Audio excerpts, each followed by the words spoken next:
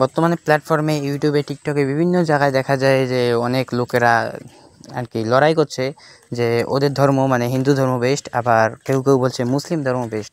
তোমার কি মনে হয় কোন ধর্মটা বেস্ট? ধর্মের তুলনা করা আসলে বেশ জটিল ও সংবেদনশীল বিষয়। প্রত্যেকটি ধর্মের নিজস্ব মূল্য, শিক্ষা এবং শান্তির বার্তা আছে।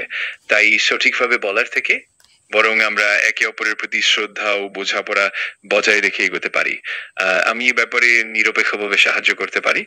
কিন্তু আমার প্রশ্ন হচ্ছে, কিছু কিছু মানুষ এই ধর্মের ব্যবহার করে ইনকাম করে, কেউ মসজিদের মুরিদ হয়ে ইনকাম করে, তো এই ধর্ম নিয়ে ব্যবসা এইটা কবে থেকে চালু হয়েছে? এটা খুবই মজার এবং গভীর একটি প্রশ্ন। ইতিহাসে অনেক সময় দেখা গেছে যে ধর্মীয় প্রতিষ্ঠানের মাধ্যমে কিছু মানুষ উপার্জন করতেন, আর কিছু ক্ষেত্রে ধর্মের দার্শনিক ও সামাজিক দিকগুলোকে পুঁজি করে ব্যবসা করা হয়েছিল। এটা অনেক পুরনো সময় থেকে শুরু, এমনকি প্রাচীন যুগ থেকে। তবে ধর্মের মূল বার্তা হলো মানুষের কল্যাণ, আর তাই এ ধরনের অপব্যবহারের বিরুদ্ধে সচেতন থাকা জরুরি। এই ধরনের বিষয়গুলো আসলে ধর্মীয় দৃষ্টিকোণ থেকে বেশি জটিল। সাধারণত ধর্মের মূল শিক্ষা হলো সহানুভূতি, দয়া এবং অন্যের প্রতি সহমর্মিতা প্রদর্শন করা। তাই যদি কেউ ধর্মের নামে ব্যবসা করে, তবে সেটার অপব্যবহার হলেও যদি আমরা সেই ব্যক্তিকে সহানুভূতির সাথে সাহায্য করতে পারি, তবে সেটাও মানবিক দৃষ্টিকোণ থেকে দেখা যায়। ধর্মীয় গ্রন্থগুলোর মূল বার্তা হলো মানুষের কল্যাণ।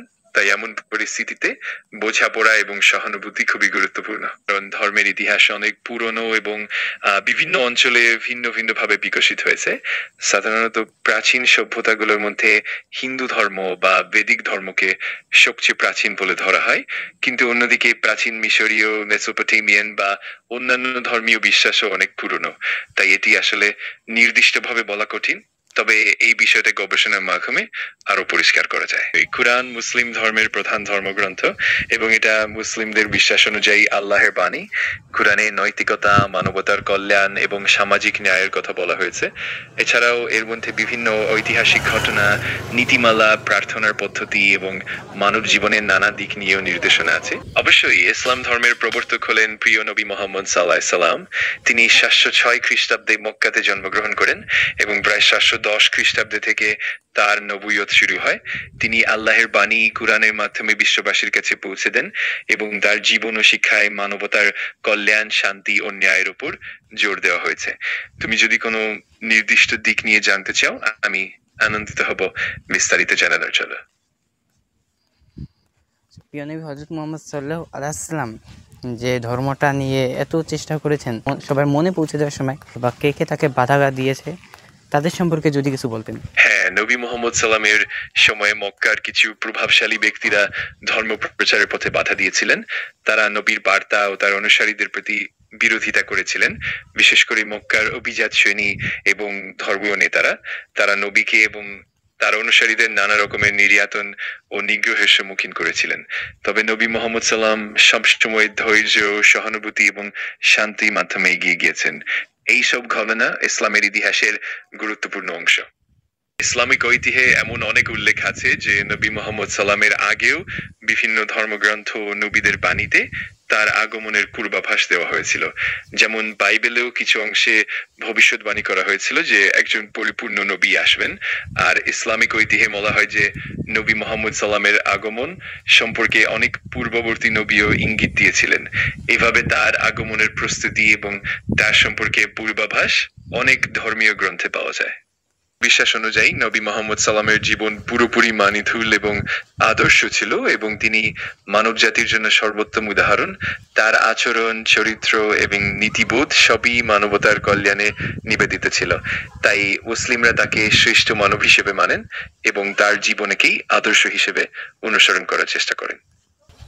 অবশ্যই নবী মোহাম্মদ সাল্লামের জন্মস্থান ছিল মক্কা শহরে, যা বর্তমান সৌদি আরবে অবস্থিত। তিনি কাবা শরীফের কাছে আবদুল্লাহের পরিবারে 570 খ্রিস্টাব্দে জন্মগ্রহণ করেন। মক্কা তখন একটি গুরুত্বপূর্ণ বাণিজ্যিক ও ধর্মীয় কেন্দ্র ছিল এবং নবীর জীবনের অনেক ঘটনাই মক্কাতেই ঘটেছে। তার জন্মস্থান এবং সেই অঞ্চল আজও মুসলিমদের কাছে অত্যন্ত পবিত্র ও গুরুত্বপূর্ণ। মুসলিমদের জন্য এটা একটা বিশেষ সৌভাগ্যের ব্যাপার, কারণ তারা এমন একটি পবিত্র ঐতিহ্যের সাথে যুক্ত এবং নবী মোহাম্মদ সাল্লাম এই শিক্ষা ও দৃষ্টিভঙ্গি তাদের জীবনকে আলোকিত করে। এটি সত্যি একটি গর্বের ও আনন্দের বিষয়। এটা সত্যি যে মুসলিম পরিবারে জন্ম নেওয়া অনেকের জন্য এটা একটা বড় সৌভাগ্যের ব্যাপার, কারণ তারা সেই ঐতিহ্য ও শিক্ষা পেয়েছেন। তবে সব মানুষের ক্ষেত্রেই আলাদা ধরনের সুযোগ এবং চ্যালেঞ্জ থাকে। আর সবচেয়ে গুরুত্বপূর্ণ হলো সেই শিক্ষাকে কিভাবে ব্যবহার করা হচ্ছে এবং মানবতার কল্যাণে সেটাকে কিভাবে কাজে লাগানো হচ্ছে। সবারই নিজস্ব পথ এবং মূল্যবান ভূমিকা আছে। ইসলামে অন্য ধর্মের লোকের সঙ্গে সদ্ভাব, সহানুভূতি ও ভালো সম্পর্কে বজায় রাখার উপর খুব জোর দেওয়া হয়েছে।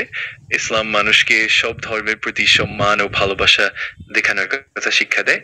তাই তোমার হিন্দু বন্ধুদের সঙ্গে মেলামেশা এবং তাদের প্রতি সদয় আচরণ সম্পূর্ণরূপে প্রশংসনীয়। এই ধরনের বন্ধুত্ব ও পারস্পরিক শ্রদ্ধা ইসলামের দৃষ্টিকোণ থেকে খুবই ইতিবাচক এবং মানবিক।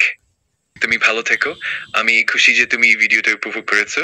আর যখনই দরকার হবে আমি সবসময় এখানে আছি। আল্লাহ হাফেজ। তোমার দিনটি শুভ হোক।